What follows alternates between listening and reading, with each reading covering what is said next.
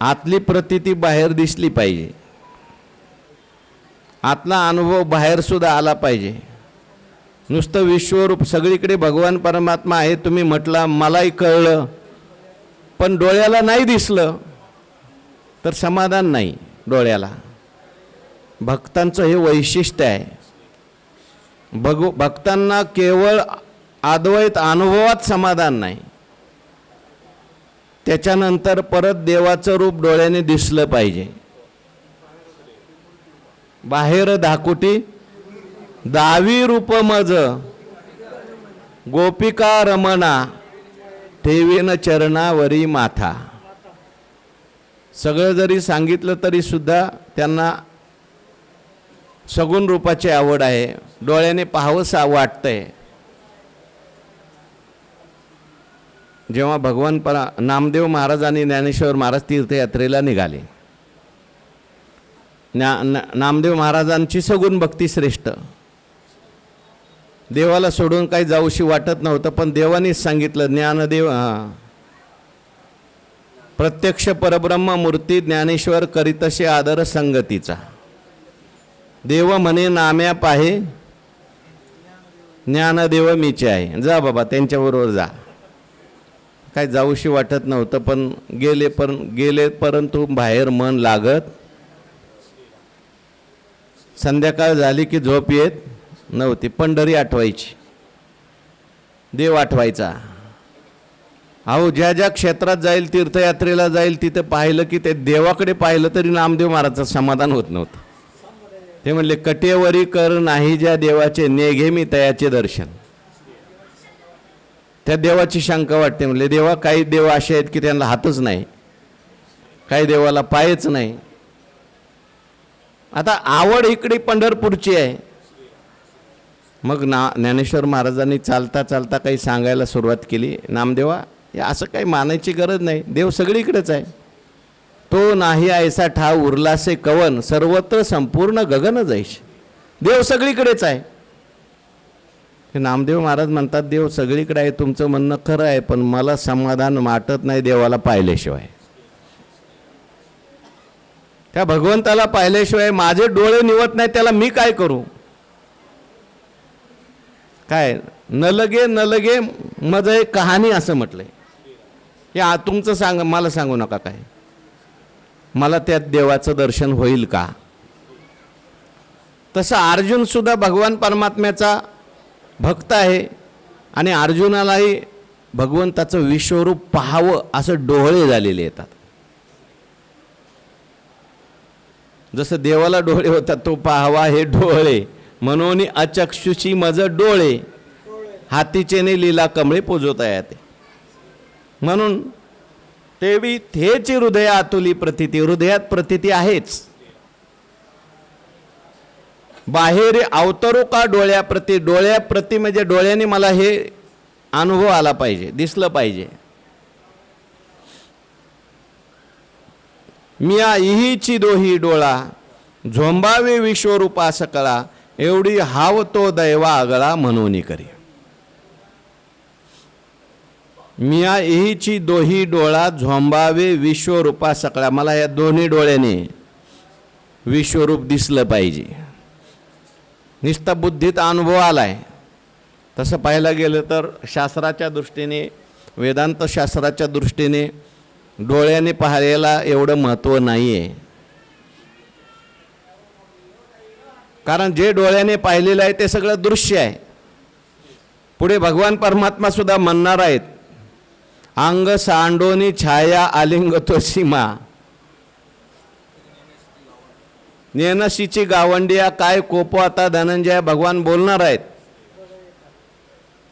कारण डोळ्याने दिसलं, डोळा किती दिवस आहे, डोळा काही दिवसच आहे, काही दिवसांनी डोळ्याने दिसणार नाही. मग असं दिसलं पाहिजे, असा अनुभव पाहिजे की जो कधीच नष्ट नाही झाला पाहिजे, असं वेदांत शास्त्राचं मत आहे. परंतु भक्तिशास्त्रामध्ये वेदांत शास्त्राच्या पुढे एक मजल गेलेली आहे. मग याहीवरी पार्था माझ्या भजनी असता.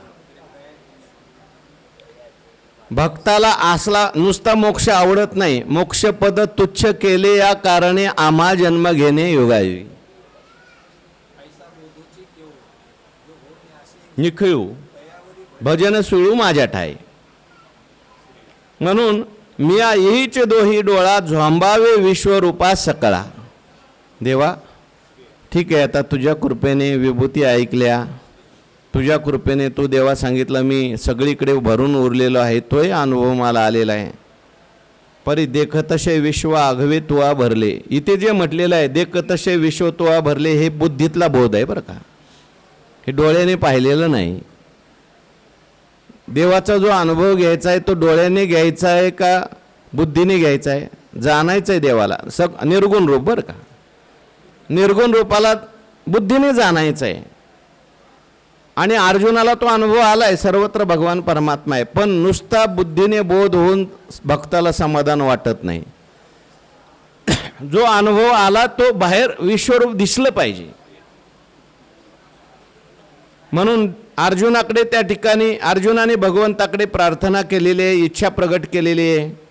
मी येईचे दोही डोळा झोंबावे विश्वरूपा सकळा. या विश्वरूपाला माझ्या डोळ्याने झोंबावं, म्हणजे लगेच पाहिलं लगेच तुम्ही गुप्त केलं असं नको. अगदी मी नाही नाही म्हणेपर्यंत मला पाहायचं आहे. डोळ्याने झोंबले पाहिजे डोळे, डोळ्याला ते झोंबलं पाहिजे, तो मी म्हणलं पाहिजे आवरून घ्या,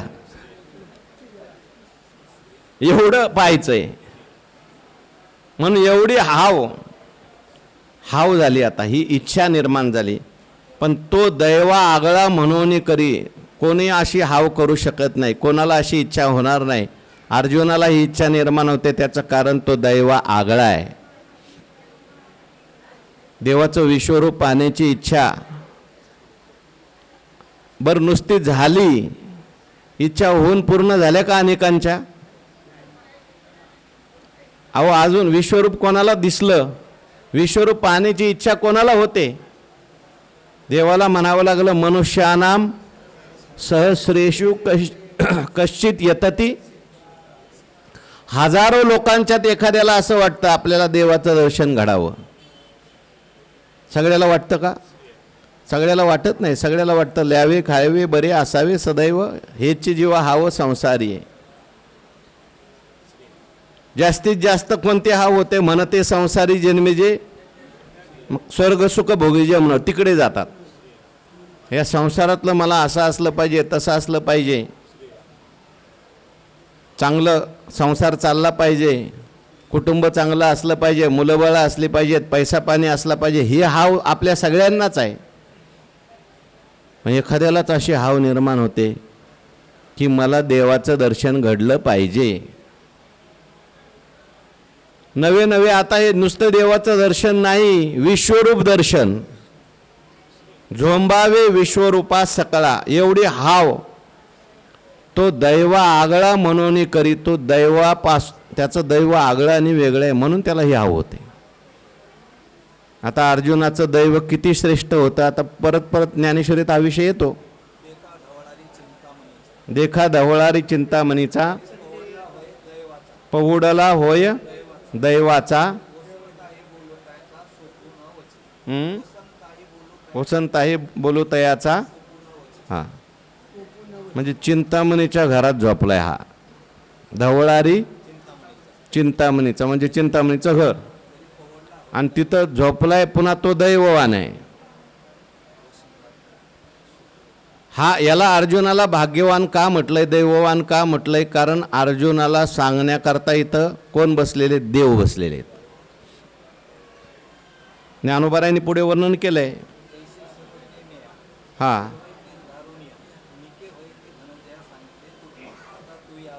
हो, अर्जुनाला दैववान का म्हटलंय? कारण अर्जुनाला जो गुरु भेटलेला आहे तो श्रेष्ठ भेटलेला आहे.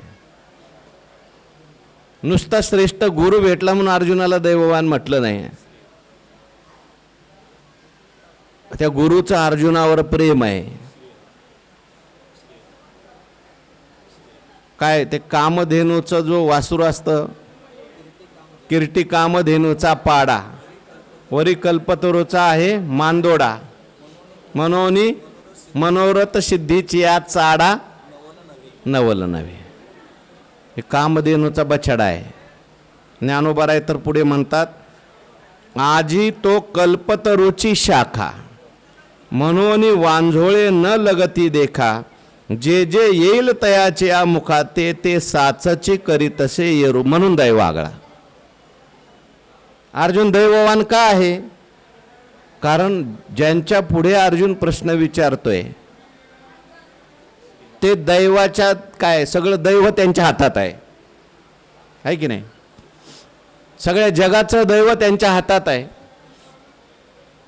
जे काही इच्छा पूर्ण इच्छिणार आहे अर्जुन, त्या सगळ्या इच्छा पूर्ण करण्याची शक्ती सर्वज्ञ सर्वशक्तिमान असा भगवान परमात्मा. आधीचे चित्त मायेचे, वरी मिस झाले पडियन तयाचे. प्रेम आहे. सर्वशक्तिमान भगवान परमात्मा आहे. आजी तो कल्पतरूची शाखा. अर्जुन काय आहे? कल्पतरूची शाखा झालेला आहे. कल्पतरू कोण आहे? अहो भगवान परमात्मा आहे ना. त्याला कामधेनू म्हटलं, कल्पतरू म्हटलं. तुका म्हणे आम्ही जे जे इच्छा करू ते ते कल्पतरू. आपल्या भक्तांच्या सगळ्या कामना पूर्ण करणारा कल्पतरू भगवान आहे. काय वाणी त्याला सांगा जोजी. आणि हा तर कल्पतरू म्हणजे काय जड कल्पतरू आहे का? त्या कल्पतरूच्या खाली बसल्यानंतर तो कल्पतरू आपल्याला सांगत नाही अशी इच्छा कर का तशी इच्छा कर. पण हा असा कल्पतरू आहे. याला त्या अर्जुनाच्या कल्याणाची तळमळ आहे. अर्जुनावर प्रेम आहे. अर्जुनाचं आत्यंतिक कल्याण झालं पाहिजे अशी कल्पना मनात घेऊन बसलेला आहे की नाही? असा कल्पतरू आहे. आणि या कल्पतरूची अर्जुन शाखा झालेला आहे. शाखा म्हणजे आता कल्पतरूचाच भाग झालेला आहे. तो भगवत स्वरूप झालेला आहे. आणि म्हणून वांझोळे न लगती देखा. मग आता कल्पतरूच्या झाडाला जे फुलं येतील ते निष्फल होतील का? कल्पतरूचं झाड वांझोट असतं का? कल्पतरूची फांदी नाही. अहो जे जी काही इच्छा अर्जुनाच्या मनात निर्माण होणार आहे ती सगळी पूर्ण होणार आहे. कारण भगवान परमात्मा रूपी कल्पतरू, त्या कल्पतरूची शाखा अर्जुन महाराज झालेले आहेत. भगवान अर्जुनाला म्हणतात मी तू दोन्ही स्वरूप एक.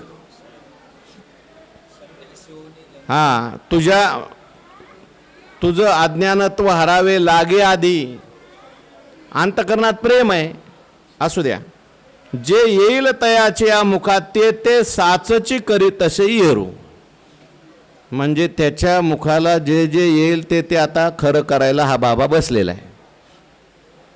असा हा कल्पतरू आहे.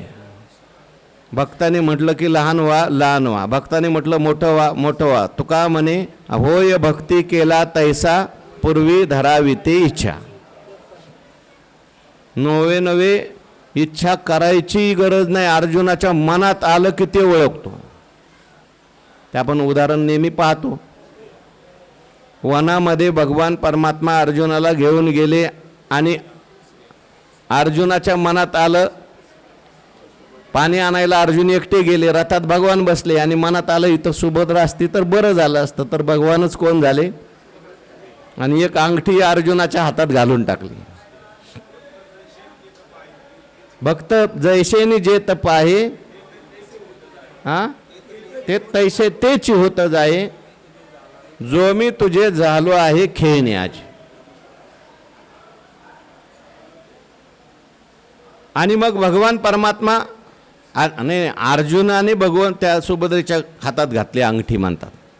आणि असं म्हणतात मग पुढे अर्जुन आल्यावर देवाने विचारलं अर्जुना एवढा वेळ कसा काय लागला? म्हणजे काय नाही तसं काही नाही. म्हणजे त्याला वाटलं देवाला काय कशाला सांगायचं आहे आपल्या घडलेल्या एकांतातल्या गोष्टी. पण ते चाबूक हाकताना भगवंताच्या हातात ती अंगठी दिसायची. आपण तिकडं अंगठी घातली आणि इकडं कशी काय आली? देवा तुम्हाला सुभद्रा भेटली होती का? म्हटले नाही. मग ही अंगठी तर मी सुभद्रेला दिली होती. भगवान म्हटले अरे बाबा सुभद्रा मीच झालो होतो. आणि म्हणून कशा करता जे जे येईल तयाची मुखा ते ते साचची करी तसे येरू. हा भगवान सगळं खरं करतोय. तो जो प्रल्हादाची बोला, भगवान परमात्मा कल्पतरू कसा आहे हे सांगण्याकरता पुढची ओवी आहे. जो प्रल्हादाची बोला विषयाही सकट आपण जाहला तो सद्गुरू असे जोडला किरीटीशी. का भगवंताला कल्पतरू म्हटलेलं आहे? की हा भक्तांचा काम कल्पतरू आहे. अनेक भक्तांच्या जीवनात जे जे काही त्यांनी बोललं ते यांनी खरं करून दाखवलं आहे. कोणत्या भक्ताच्या जीवनात? प्रल्हादाची बोला. प्रल्हादांनी त्या हिरण्यकश्यपूने विचारलं प्रल्हादांना तुझा देव कुठं आहे? म्हटले सगळीकडेच देव आहे. म्हणजे या खांबात आहे का? म्हणजे खांबात सुद्धा आहे. म्हणून खांबात प्रगट झाले. नवे नवे समोरून विष आलं तर त्या विषात सुद्धा भगवान परमात्मा आहे असं म्हणून विष घेतलं तर विषात भगवान परमात्मा प्रगट झाले. हत्ती मारण्याकरता आला की हत्तीत भगवान परमात्मा आहे असं प्रल्हाद म्हणायचे. आणा तुमचा हत्ती, मला तुडवा त्या हत्तीच्या पायाखाली, कारण माझा देव आहे, त्या देवाच्या पायाखाली मला तो, असं म्हटलं की त्या हत्तीला सिंह दिसायचा खाली प्रल्हादाच्या जागेवर. आणि प्रल्हादाला हत्तीत देव दिसायचा. प्रल्हादाची बोला जो विषयाही सकट आपण जाहला तो सद्गुरू असे जोडला. आणि असे सद्गुरू कोणाला भेटलेले आहेत? किरीटी आहे म्हणून भेटले. कोणालाही भेटत नाही. हा किरीटी आहे म्हणजे मुकुटधाऱ्यात तो श्रेष्ठ आहे. त्याचाही काहीतरी अधिकार आहे. जसं देवाचं प्रेम आहे तसं अर्जुनाचंही प्रेम आहे. तो गुरुबंधू पिता अनन्यता आहे. तो आमची इष्टदेवता, तोची सदा रक्षिता आपदी आमुते. सद्गुरू भगवंताला म्हटलंय. गुरु वेगळा आणि सद्गुरू वेगळा. सद्गुरूची काही लक्षणं आहेत. तो श्रोत्रिय पाहिजे, ब्रह्मनिष्ठ पाहिजे, कृपाळू पाहिजे. आता देवासारखा श्रोत्रिय कोण? वेदातेही पडविता आद्य गुरु तू. आहे का ज्ञानेश्वरी तोही? श्रीराम म्हणण्यापेक्षा ओही सांगा ना. वेदातेही पडविता आद्य गुरु तू. अहो वेद जयाच्या निश्वासी जन्मलेगा वेद राशी श्रोत्रिय आहे. ब्रह्मनिष्ठ भगवान ब्रह्मनिष्ठ आहेत. आपल्या आत्मस्थितीमध्ये राहणारे आहेत. जन्मकर्मचे मे या स्थितीत राहणारे आहेत. आणि कृपाळू किती आहेत? आपल्या भक्तांचा उद्धार व्हावा, सगळ्यांचाच उद्धार व्हावा म्हणून कृपाळूपणे तर गीता सांगितली. देवाला वाईट वाटायला लागलं. आपण वेद प्रगट केले पण वेद सगळ्यांच्या करता नाही. आणि ते मागील फेडावया उने,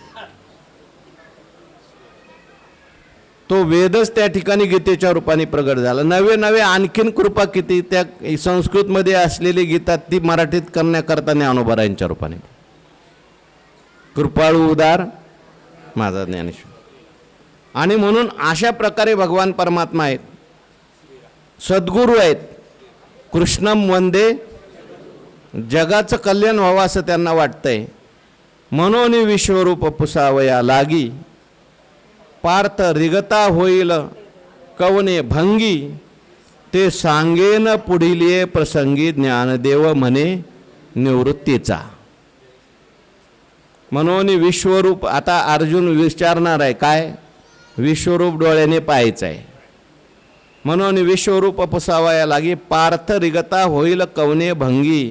कोणत्या डौलाने, कोणत्या प्रकाराने आता अर्जुन महाराज विश्वरूप पाहायचंय असं देवाला विचारणार. तो प्रसंग आहे. ते सांगेन पुढील प्रसंगी. आता मी तो पुढचा प्रसंग तुम्हाला सांगणार आहे. असं कोण म्हणतंय? ज्ञानदेव म्हणे. ज्ञानेश्वर महाराज म्हणतात पण मी ज्ञानदेव कोणामुळे आहे? निवृत्तीचा. निवृत्तीनाथ महाराजां तैसे निवृत्तीनाथ सुते महेशान्वय संभूते. निवृत्तीनाथ सुते केले भगवद्गीते देशिकार लेणे. निवृत्तीनाथ महाराजांच्या कृपेमुळे मी सांगणार आहे. मी सांगणार आहे म्हणजे हो, हे अवघड आहे सांगायचं, विश्वरूप सांगायचं आहे. परितेत असे एक आधारू एरवी तरी मी परी संत कृपा दीपक सोजवळ असे. येणे कारणे मी बोलेन, बोली अरूपाचे रूप दावीन. पण येत एक असे आधारू तेनेची बोले मी सदरू. सानुकूळ श्री गुरु निवृत्तीनाथ महाराजांच्या कृपेने मी बोलणार आहे, सांगणार आहे. उद्या आहे का प्रवचन आपलं इथं? हे प्रवचन इथं आहे का तिकडे? इथं आपल्याला 11वा अध्याय सुरू करायचा आहे, पण आजच करून जाऊ सुरू. म्हणून आता ज्ञानदेव म्हणे निवृत्तीचा गणपती बाप्पाच्या समोर करू सुरू विश्वरूप. आता यावरी एकादशी कथा आहे दोही रशी जे पार्था विश्वरूपेशी होईल भेटी. अशा प्रकारे 10वा अध्याय गणपती बाप्पाच्या कृपेने ज्ञानोबारांच्या कृपेने आपला निर्विघ्नपणे पार पडला. अवघड आहे पार पडणं बरं का. काय काय संकट येतात. आजारी पडतं कोण, कोणाची तारीख फोन येतो गावावरून गावी या. हां अनेक प्रकारच्या अडचणी. पण गणपती बाप्पाने आपल्याला निर्विघ्नपणे हा 10वा अध्याय पूर्ण इथेच गणपती बाप्पाने करून घेतला आणि गणपती बाप्पा पूर्ण ज्ञानेश्वरी पूर्ण करून घेणार आपल्याकडून. अशी गणपती बाप्पाला प्रार्थना करू. आता यावरी एकादशी. आता 10वा अध्याय ऐकलाय म्हणून आतापर्यंत हे सगळं व्यवस्थित पार पडलं. आता हा शब्द मंगलवाचक सुद्धा आहे. आता हा शब्द अनंतरीय वाचक सुद्धा आहे. आणि आता हा शब्द मागचं झालं आणि पुढं काय सांगायचं हे सांगणारा सुद्धा आहे. म्हणून पहिल्यांदा आता शब्द वापरला ज्ञानोबराईने. आता यावरी एकादशी. एकादशी म्हणजे 11वा अध्यायामध्ये कथा आहे दोही रशी. आता जी कथा ऐकायला मिळणार ती 2 रसातली कथा आहे. विशेष रस आहे. तसं तर ज्ञानेश्वरीमध्ये सगळे रस आहेत. नवरस बरवी सागरू करी उचित रत्नांचे आगरू भावार्थाचे गिरीवरू निपजवी माय. ज्ञानोबारांनी आपल्या आईला गुरुरूपी आईला प्रार्थना केली. नवरस भरवी सागरू. या नवरसाचा सागर इथं भरव. श्रीकृष्ण गुणी माते सर्वत्र करी ओ सरते. सगळे रस आणले ज्ञानोबारायांनी. पण ज्ञानोबाराय म्हणतात आता हे एकादश 11व्या अध्यायात तुम्हाला 2 रस मुख्य दिसणार आहे. कथा आहे दोन्ही रशी. आता पुढे जी कथा ऐकायला मिळणार आहे ती 2 रसातून होणार आहे. तसे बाकीचे रस पण आहेत बरं का. पण मुख्य कोणते रस दिसणार आहेत? 2. जेत पार्था विश्वरूपेशी होईल भेटी. ज्या ठिकाणी आता अर्जुनाला विश्वरूपाची भेट होणार आहे. भगवान भेट देणार आहेत विश्वरूपाने आणि अर्जुनाबरोबर आपल्यालाही विश्वरूप भेटणार आहे. आणि तिथं कोणते रस येणार आहेत? 2 रस येणार आहेत. आता किती रस आहेत त्यातले हे 2च रस काय येणार आहे त्याचा विचार करायचा आहे उद्याच्या प्रवचनात. पुंडलिक वरद हरी विठ्ठल श्री ज्ञानदेव